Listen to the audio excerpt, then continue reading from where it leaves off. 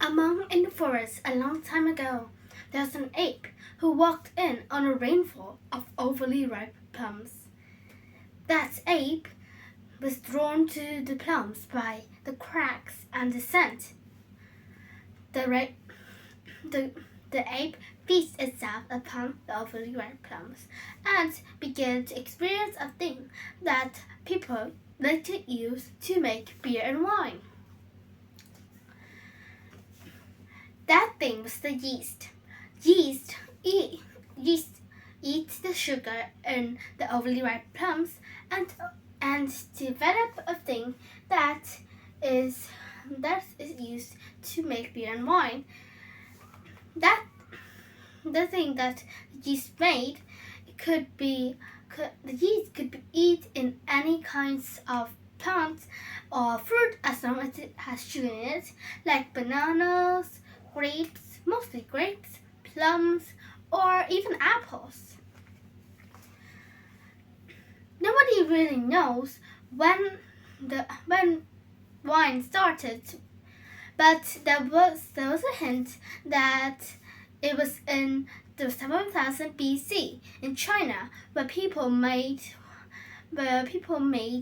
alcohol in clay pots, which was rumored to be made from rice. And then, not long after, all other countries began making their own drink of choice.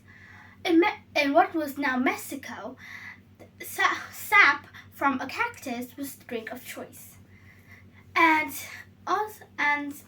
also in Africa or in a lot of places, alcohols could be used with bananas, sometimes even used with palms, and some people like to put herbs in them. In ancient Egyptians, they started making beer from cereal, from old cereals. So the beer was very cheap because it was really easy to make.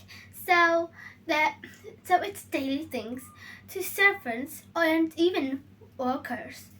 But wine was another different thing. In Egypt, it's very hard to grow grapes. So wine is very rare and expensive. However, in Greece or Rome, it's a completely different matter. Well, that's Greece or Rome is where grapes grow, and wine is also popular as beer is. But sometimes the yeast starts dying because of the kind of chemical. So when the yeast died, the creating of alcohol really stopped, and it also limited the alcohol. Well, there's a step called distillation, though that we boil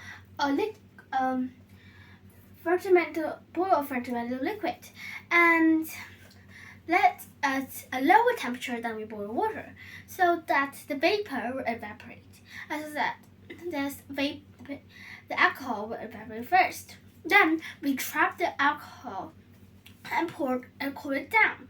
What's left is the thing that people drink.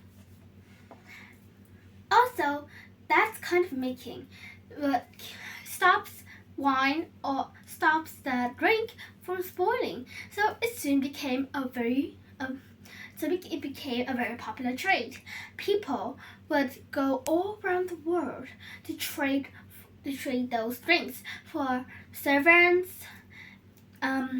fruits, land, and other things like seashells or pearls too. But if we travel from the once Egypt to Africa, the east of Africa, it's really a long way by sea voyage back then. So what should they do? Well, usually a bucket full of brandy and a barrel full of water would keep the water fresh enough because the brandy, the chemicals in the brandy, destroyed the harmful virus or the harmful virus or something that ruined the water. Also, drinking wine became a very popular thing all around the world. Drinking brandy, wine also became a very popular thing for sailors to drink. Now this was the unlucky ape experience when eating the overly ripe plums. So now you see the history of why we are drunk today. But also, some countries in the early years banned wine. Like in Spain, it was officially banned to pray while you're being drunk. So thank you for listening and goodbye.